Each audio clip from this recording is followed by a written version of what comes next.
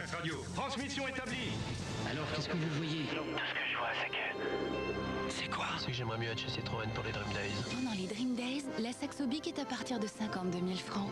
Les Dream Days de Citroën, on ne peut pas rêver mieux. Méga Soleil, 100 tubes soleil pour danser tout l'été avec Koubaïla, Francky Vincent, Nomads, Macarena, 4 CD 100 titres à un prix exceptionnel. Toutes les musiques du soleil sont dans Méga Soleil.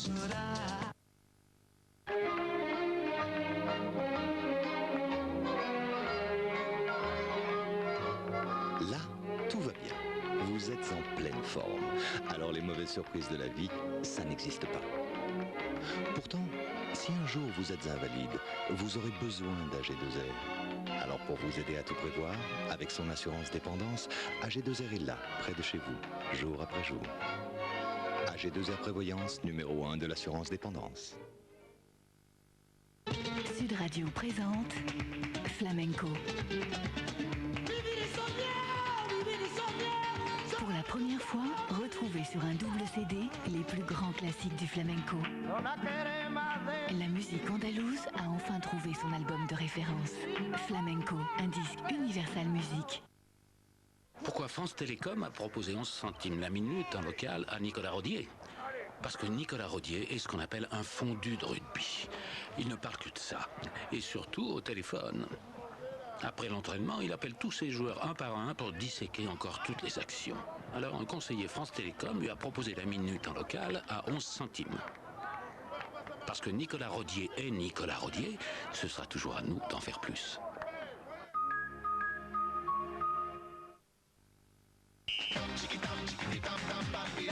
Rydell, le soleil.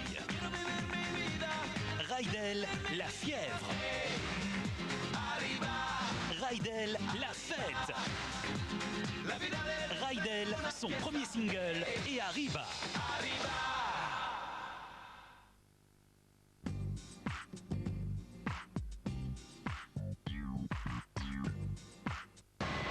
Avant, les hélicoptères étaient moches. Ils étaient polluants et dangereux pour la santé. Heureusement, aujourd'hui, il y a la K1. Facile d'entretien, à l'aise aussi bien à la ville qu'à la campagne, avec son canon à impulsion et ses stabilisateurs latéraux de série, il deviendra l'indispensable compagnon de votre quotidien.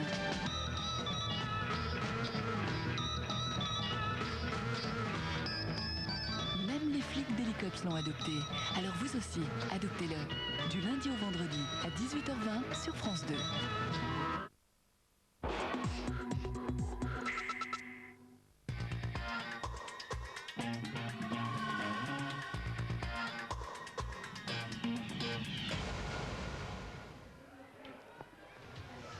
Il s'appelle Ochoa, il faut s'en souvenir, Javier Ochoa, et lui de toute façon s'en souviendra.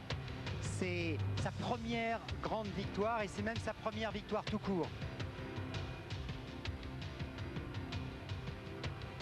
Victoire ici de l'Espagnol Ochoa pour la 10e étape entre Dax et Lourdes-Hautacam, 205 km. Pierre-Henri Brandet tout de suite en direct sur la ligne d'arrivée. Oui, absolument Gérard, pour vous donner le délai qui a été calculé à partir du temps du premier d'Ochoa. Ochoa qui a réalisé un temps de 6h09 pour cette étape. Le délai a été établi à 48 minutes et 2 secondes par le jury des commissaires et les chronométreurs, ce qui fait que les coureurs doivent impérativement arriver avant 17h49 et 34 secondes, très précisément, et donc il ne leur reste plus maintenant que 22 minutes. Seulement 80 coureurs pour l'instant ont franchi la ligne d'arrivée ici à Hautacam, donc 48 minutes à partir du temps d'Ochoa. Ok Pierre-Henri, vous nous appelez à chaque fois que des coureurs se présentent sur la ligne et surtout vous nous donnez leur identité car ça a explosé vraiment de partout aujourd'hui dû à la difficulté donc de cette 10e étape entre Dax et Lourdes-Hautacam, 205 km je vous le disais, et dû surtout aux conditions atmosphériques. Il n'a pratiquement pas arrêté de pleuvoir depuis 10h50 ce matin, depuis le départ de Dax jusqu'ici, jusqu'au sommet, sur ces belles Pyrénées qu'on retrouve à chaque fois avec un immense plaisir. Mais c'est vrai qu'aujourd'hui, entre la fraîcheur de l'atmosphère et le vent et la pluie, les coureurs ont vécu vraiment une journée d'enfer. Avec nous sur ce plateau nous ont déjà rejoint, donc je vous le disais tout à l'heure, d'un côté de la table, le monde du rugby, Jean-Pierre Garuet, Fabien Pelouse, capitaine de l'équipe de France, capitaine malheureux avec Toulouse samedi dernier, qui n'est pas qualifié pour la finale, mais qui a quand même réussi une extraordinaire saison. Et puis Bernard Laporte, sélectionneur de l'équipe de France. Et puis de l'autre côté, Jean-Pierre Elkabbach, président de la chaîne du Sénat, de l'Assemblée nationale.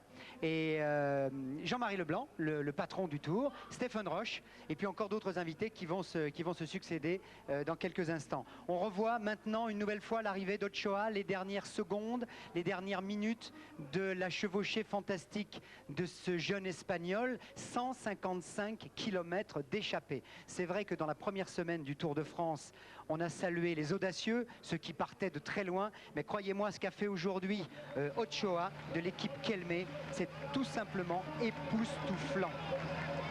Lui qui est né à Berango, qui est professionnel depuis 3 ans, qui fait donc partie de l'équipe d'Escartine.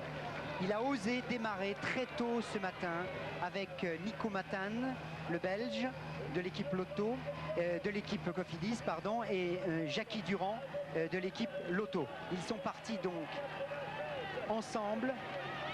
Nous étions en fin de matinée et Ochoa ensuite s'est débarrassé de ses poursuivants. Il est passé en tête sur tous les sommets de la journée, c'est-à-dire la côte de Barcus, c'est-à-dire le col de Marie-Blanque, c'est-à-dire le col d'Aubisque, le col du Soulor, et il est arrivé ici, seul, détaché, à 1520 mètres, au sommet de Hautacam, au-dessus de Lourdes.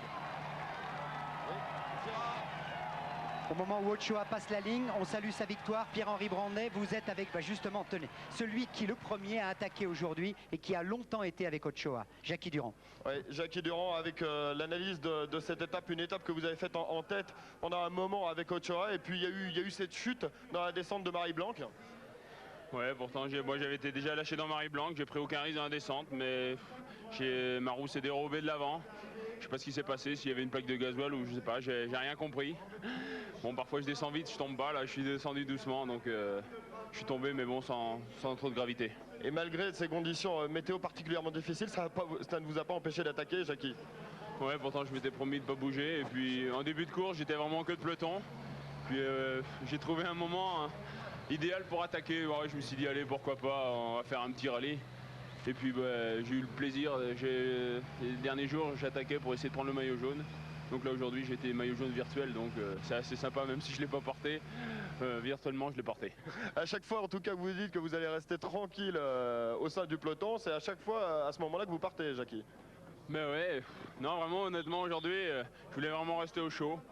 Puis bon, les jambes étaient bonnes, il y a eu quelques attaques au début et ouais, j'ai contré. Il y avait un sprint aussi à faire, je me dis bah, tiens on gagnera le sprint, et si on se fait reprendre, on se fait reprendre, et puis bah, après vogue la galère.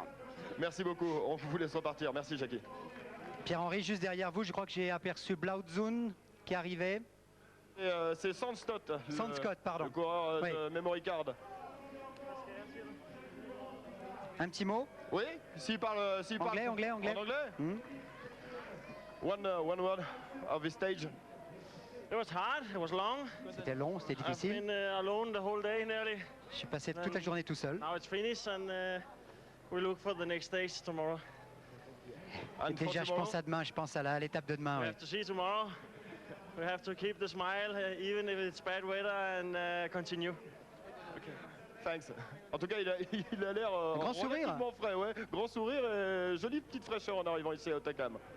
Et en plus, il faut dire que ça a été lui aussi un des attaquants de la journée. Il s'est retrouvé dans les premiers attaquants de la journée. Donc on le citait tout à l'heure avec Ochoa, Nico Matan, Jackie Durand, avec Hoy. Donc, et il a été parmi ceux qui ont osé ce matin. Alors le coup de force évidemment aujourd'hui, c'est Lance Armstrong. Lance Armstrong qui a carrément écrasé, au moins pour cette première grande étape de montagne, mais la plupart de ses rivaux. Regardez avec quelle facilité tout à l'heure en direct. On a pu s'apercevoir de sa puissance, de son aisance.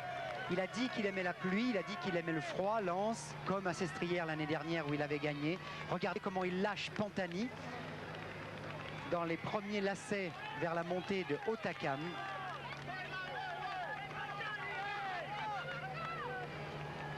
Pierre-Henri Brandet, on revient au direct avec vous. Je vois Denis Roux. Oui, Didier Roux qu'on va essayer de rejoindre. Didier, quand il va redescendre. Didier, on est en direct dans le Vélo Club. Didier, juste un petit mot sur cette étape particulièrement difficile. Les conditions météo étaient dantesques.